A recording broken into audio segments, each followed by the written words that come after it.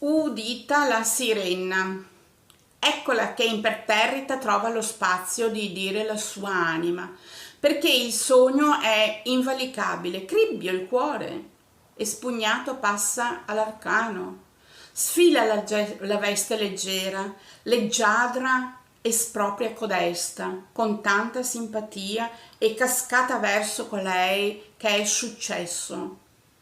Indicata da ogni membro come incognita, più non è. Lei ella persevera come se il dove fosse di proprio, senza preamboli, per caduta d'inerzia, gravità. Verso ma chi che sia è stabilito già da tanto. Il tempo fugace con l'attimo attrae come mosche, che chi che voglia nella quotidianità di oggi per mano. Eccomi salire.